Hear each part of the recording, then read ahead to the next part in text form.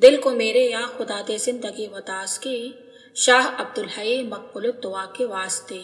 मुझको अपनी बारगाह अहदियत में कर कबूल, मुखलिसुर रहमा जहांगीरी खुदा के वास्ते। तज़किया नफ्स और किताब व हिकमत की तालीम, इलाही खैर गर्दानी बहक के शाह जीलानी। सीरत फ़ख्रुल आरफीन हिस्सा अव्वल। बिस्मिल्लाहिर्रहमानिर्रहीम। मोहम्मदहु व नुसल्ली अला रसूलिहिल करीम। अखबार गायब, इरशादात वफ़ात शरीफ के मुतालिक।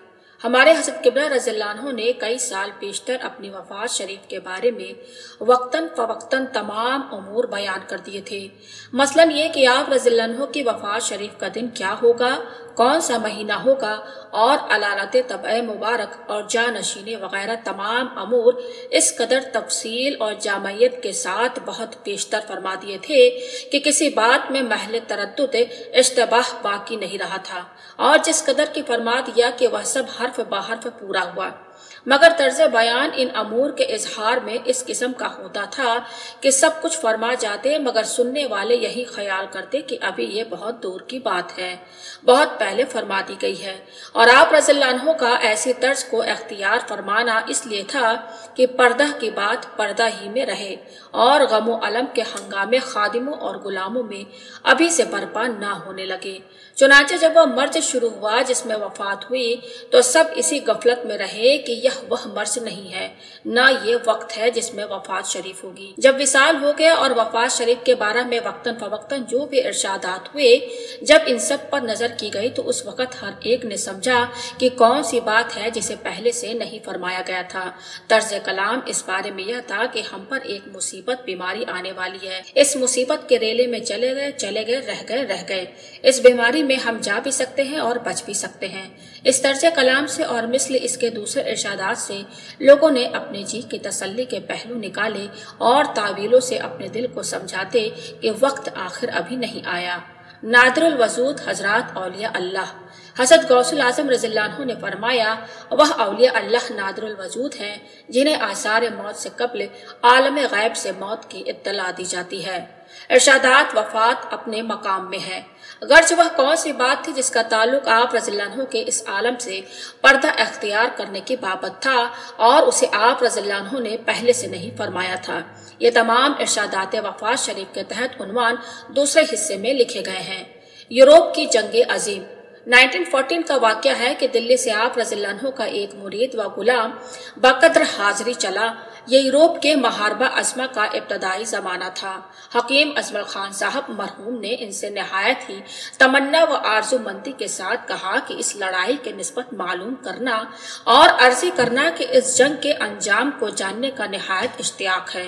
उनका बयान है कि जिस रोज मैं खिदमत मुबारक में शर्फ अंदोज हुआ तो यह जुम्मा का रोज था। आप रज़ियल्लाहु अन्हु ने जुम्मा की नमाज पढ़ाई और बाद नमाज मुझे बारियाबी का शरफ हासिल हुआ।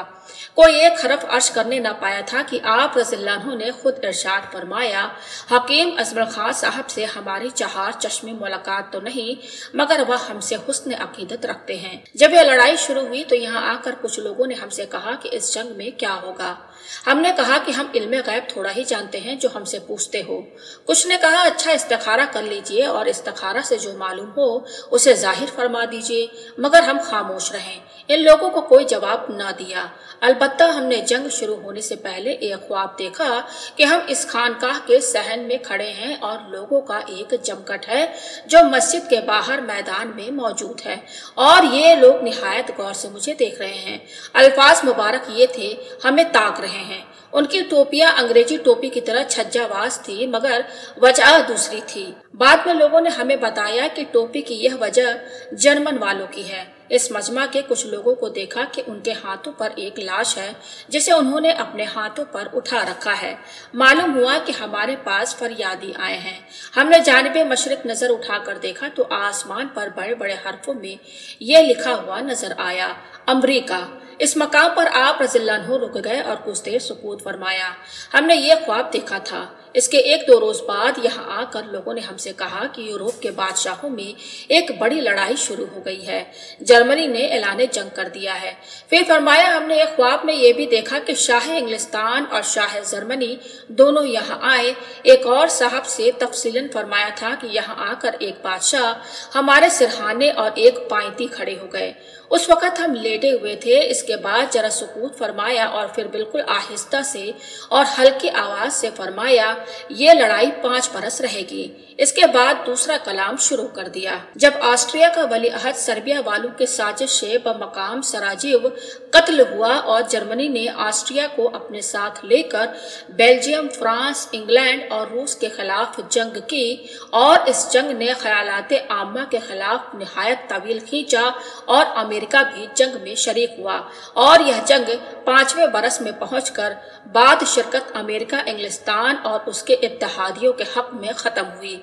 तो अब मंदरजाए बाला इरशादात के माने और मतालिब व अशारात बिल्कुल बेनकाब थे।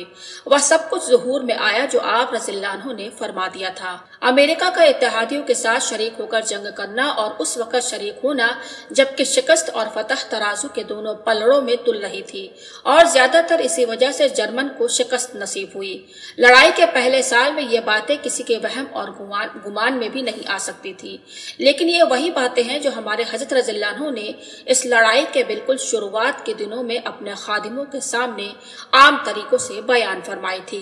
दौरान जंग में कब्ल अस्बुकु बारहा ऐसी बातें आप रज़ियल्लाहु अन्हु फरमा दिया करते थे कि वह हरफ ब हरफ पूरी होती और बिल्कुल वही वाक़यात जाहिर होती जो ज़बान मुबारक से सराहतन या इशारतन सुने जाते थे। बास खादिमों से गलती सरजद हुई कि इनके दुनियावी ताल्लुकात जिन लोगों से थे उनमें से बास बड़े आदमियों पर आप रज़ियल्लाहु अन्हु के बास इरशादात मुतालिक पर जंग जाहिर कर दिया करते थे, यह समझकर कि इससे इन लोगों की नजर में हमारी वक़्त ज्यादा होगी।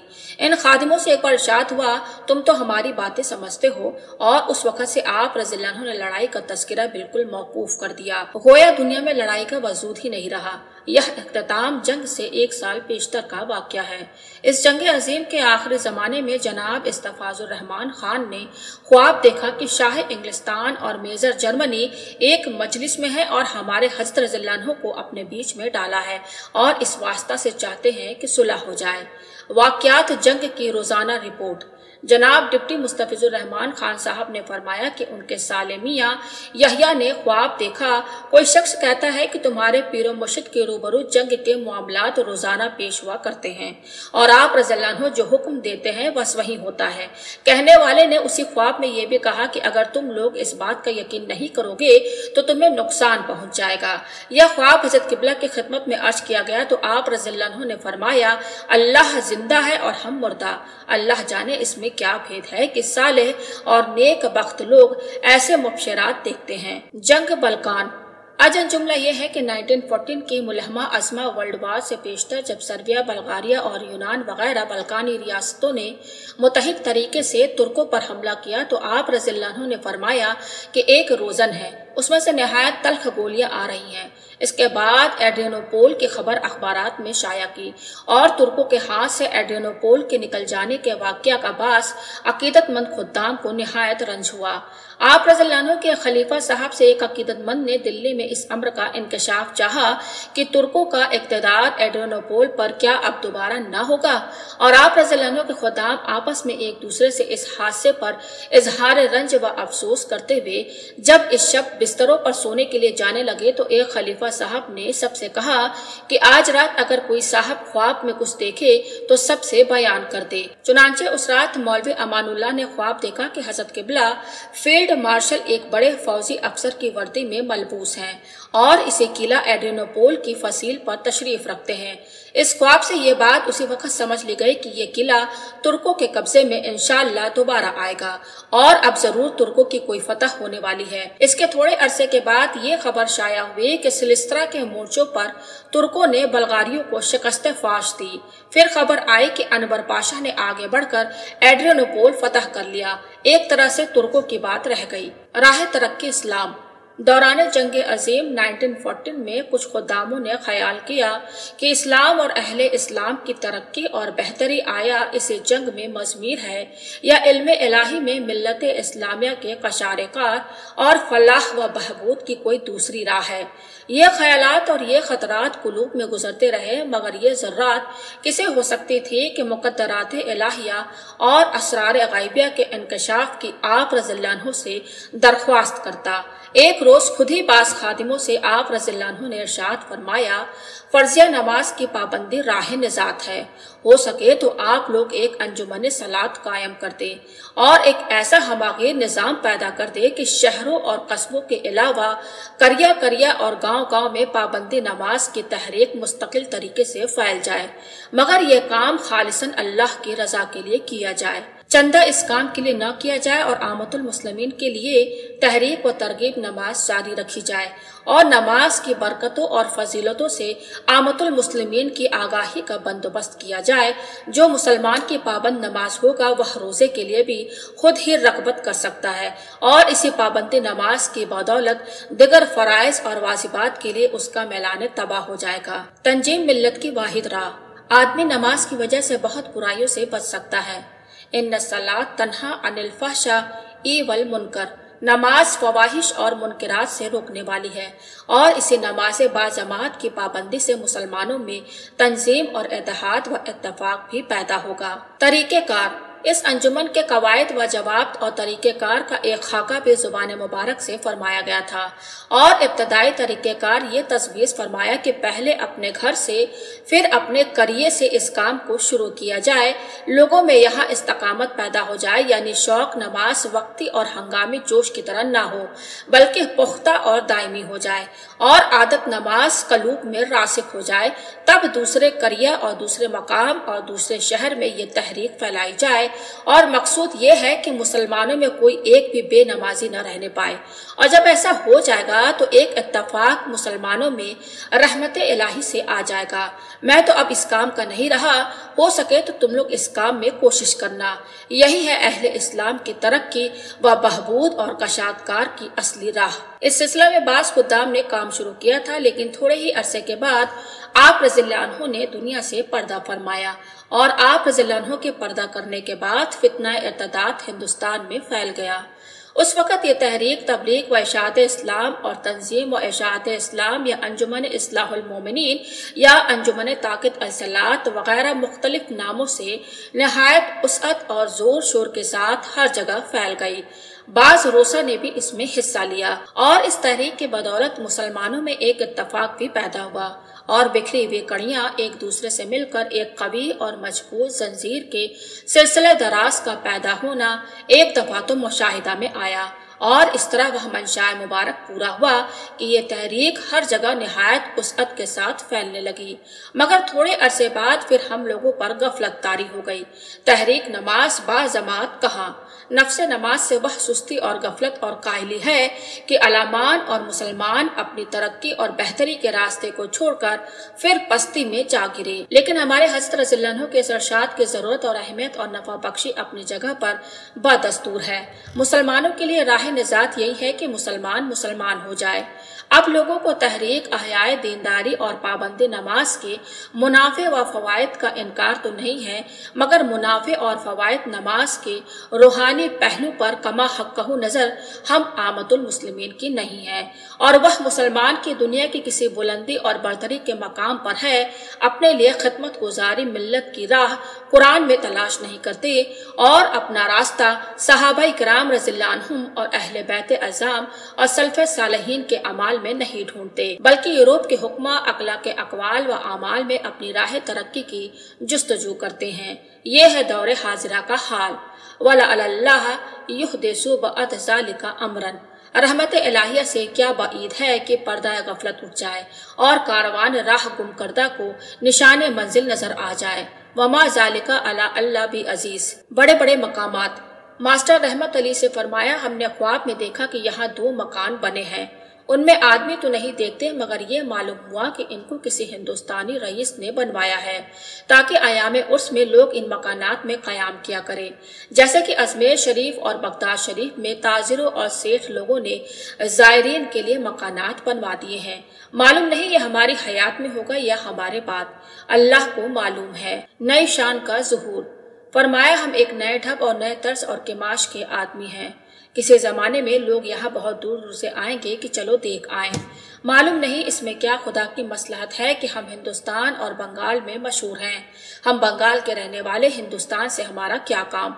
कुजा अब्दुल कदीर, अलाउद्दीन, अहमद शाह, नबी रजा खां मरहूम और कुजा हम 40 हिंदुस्तानी। मुफीस मियाँ कहते थे कि उन्होंने ख्वाब में देखा कि उनके यहाँ 40 हिंदुस्तानियों की दावत है और मुस्तफिज मियाँ उनके भाई इन 40 हिंदुस्तानियों के खातिर व मदारात कर रहे हैं और वो 40 हमारे हजरत रज़ियल्लाहु अन्हु के आस्थाने के खुलफा हैं। वल्लाहुल इल्म ये कब होगा और ये 40 लोग किस किस मुल्क के होंगे। जर्द लिबास में। एक और शख्स ने ख्वाब में देखा था कि सैकड़ों आदमी जर्द लिबास में नमाज पढ़ रहे हैं और हमको देखा कि हम इस जमात के इमाम हैं। वह सब खुलफा हैं जिनमें हिंदुस्तानियों की तादाद ज्यादा है। अल्लाह ही जानता है कि इसमें क्या भेद है। लोग भी यही कहते हैं कि हिंदुस्तानियों की कसरत है और हिंदुस्तान के बहुत लोग इस दरबार के खुलफा होंगे। नेमत हिंदुस्तान से मिली। फरमाया मुझे नेमत हिंदुस्तान से मिली है, शायद इसीलिए हिंदुस्तान के लोग मुझसे ज्यादा मोहब्बत रखते हैं और कामयाब होते हैं। अहले हिंद की रूह का ताल्लुक। हिंदुस्तानियों की रूह आम तौर पर मुझसे ताल्लुक रखती है। ये लोग अपने पीर को निहायत इस्तकलाल और मजबूती के साथ पकड़ते हैं। उम्मीद है कि ये तरीका हिंदुस्तान से रोशन होगा। अगर ये मेरी हयात में ना हुआ तो ये मेरे बाद में होगा। उस वक़्त आप रज़ियल्लाहु अन्हु के एक हिंदुस्तानी मुरीद ने बात कदम बोशी अर्ज किया कि हिंदुस्तान के बड़े बड़े लोग जियारत व हाजिरी का इश्तियाक रखते हैं, जिससे मालूम होता है कि हिंदुस्तान के बहुत लोग सिलसिले आलिया में दाखिल होंगे। फरमाया बाज लोग ख्वाब में देखते हैं कि हमारे हजरत रज़ियल्लाहु अन्हु के इस दरबार में हिंदुस्तान के लोग ज्यादा हैं। इज्तिमा अजीम। हमने लोगों से कहा कि एक जमाना आएगा कि यहाँ उर्स के मौके पर कसरत से लोगों का इज्तिमा हुआ करेगा, मगर यह कब और किस जमाने में होगा यह अल्लाह ही बेहतर जानता है। क्यों खेमे नस्ब होते हैं। फरमाया बताओ उर्स के मौके पर यहाँ मैदान में लोग खेमे क्यों नस्ब करते हैं। बहुत मुल्क आबाद होंगे। इरशाद हुआ हिंदुस्तान से हमारे पास एक खत आया था जिसमें यह मजमून था कि एक शख्स ने ख्वाब में देखा कि तरीकत में हमारे वालिद क़द्दस सिर्रहू का बहुत बड़ा दर्जा और बहुत बुलंद पाया है। उनकी वजह से बहुत वीरान मुल्क आबाद हो जाएंगे। एक मौके पर इरशाद हुआ हमारी तबीयत चाहती है कि रियासत रामपुर के कुछ लोग मुरीद होते।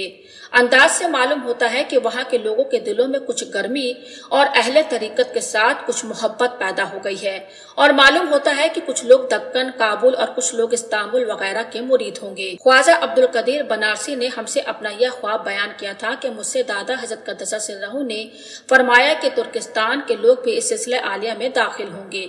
देखे यह खिदमत हमसे क्यों कर अदा होती है। हम तो बिल्कुल खाना नशी हो गए हैं। मालूम नहीं किस जरिए से यह खिदमत अदा होगी। हम तो यहाँ लोगों में फंस फंसा कर बिल्कुल बेकार हो गए। हक सुब्हान तआला ने हमें इल्म दिया, मगर अब मुराकबा और मुकाशफा कुछ होता हवाता नहीं है।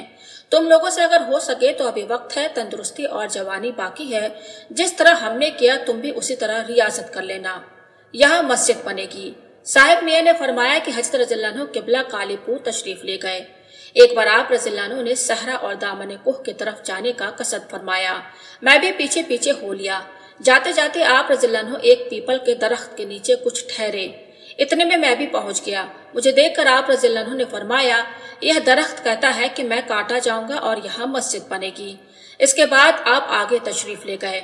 इस इरशाद की अहमियत की तरफ मेरा जहन मुंतकिल न हुआ। बहुत साल गुजरने पर सुना कि फला मकाम में पीपल का जो दरख्त था वह काट दिया गया और वहाँ मस्जिद बन गई। इस वाक़ये के बरसों पहले हजरत किबला रज़ियल्लाहु अन्हु का फरमान याद आया कि दरख्त काटा जाएगा और मस्जिद बनेगी। कब तरक्की होगी। एक मुरीद के बारे में आप रज़ियल्लाहु अन्हु ने फरमाया कि इनकी तरक्की उनके वालिद के इंतकाल के बाद होगी और बाप के सामने बेटे की तरक्की ना हुई, और ऐसा ही ज़ुहूर में आया। जब उनके वालिद का इंतकाल हो गया तब आप रज़ियल्लाहु अन्हु की दुआ से उनकी तरक्की जाहिर हुई। हजरत यास्मीन। ارشاد ہوا کہ ہمارے حضرت رضی اللہ عنہ کے سلسلے میں ایک عورت بہت بزرگ ہوں گی، اس کی خبر ہے دیکھے ہمارے زندگی میں آتی ہیں یا ہمارے بعد ان کا ظہور ہوتا ہے۔ وہ بہت بڑی بزرگ ہستی ہوں گی اور نہایت مستجاب الدعوات، عالم غیب میں ان کا نام یاسمین ہوگا جو جنت کے ایک پھول کا نام ہے۔ وہ ایسے مستجاب الدعوات ہوں گی کہ بی بی یاسمین اگر ان کے حق میں بادرگاہ خداوندی دعا کریں گی تو ان کا قصور معاف ہو جائے گا، اور ان کی بہت تعریف فرمائی اور فرمایا دیکھے ہماری زندگی میں آتی ہیں یا ہمارے بعد۔ آپ رضی اللہ عنہ کی زندگی میں ان بی بی یاسمین صاحبہ کا ظہور نہیں ہوا۔ موت کی اطلاع اور دستگیری۔ اجل جملہ یہ ہے کہ ایک شب بعد نماز عشاء آپ رضی اللہ عنہ نے فرمایا ڈپٹی فیض اللہ خان لاجواب ہو گئے۔ یا آپ رضی اللہ عنہ کے مرید تھے اور اس بارگاہ سے سرفراز خلافت بھی۔ اس وقت آپ رضی اللہ عنہ کچھ دیر خانقاہ کے برآمدے میں بے قراری کے ساتھ ٹہلتے اور یہ فرماتے رہے یا اللہ رحم کر، یا اللہ رحم کر۔ لوگ آپ رضی اللہ عنہ کے اس فرمانے کا کہ ڈپٹی فیض اللہ خان لاجواب ہو گئے اس وقت کچھ مطلب نہیں سمجھ سکے، اور نہ آپ رضی اللہ عنہ کی اس بے قراری اور دعا فرمانے کا مفہوم ظاہر ہوا۔ رات گزر گئی اور صبح ہو گئی تو چنوتی گاؤں جو یہاں سے 9 میل کے فاصلے پر ہے سے کچھ لوگ آئے اور کہا کہ کل رات عشاء کے وقت ڈپٹی فیض اللہ خان کا چنوتی اپنے مکان میں انتقال ہو گیا۔ اب لوگوں پر آپ رضی اللہ عنہ کے فرمانے کا مطلب کھلا کہ ڈپٹی فیض اللہ خان لاجواب ہو گئے۔ مولوی بشیر اللہ کے انتقال کی غیبی خبر۔ آجن جملہ یہ ہے کہ حافظ مقبول احمد نے بیان کیا کہ ماہ مبارک رمضان کے ایام تھے اور ہم لوگ حضرت قبلہ رضی اللہ عنہ کے ساتھ تراویح پڑھ رہے تھے کہ دفعتاً ایک آواز پیدا ہوئی جیسے توپ چھوٹی۔ سلام پھرنے کے بعد آپ رضی اللہ عنہ نے لوگوں سے پوچھا یہ کیسی آواز تھی؟ میں نے عرض کیا کہ اس نواح کے پہاڑوں سے جو آواز اکثر پیدا ہوا کرتی ہے شاید یہ بھی وہی آواز ہوگی۔ فرمایا وہ آواز مخصوص سمت سے آتی ہے مگر یہ آواز ہرشش حبد سے تھی اور بلا سمت تھی۔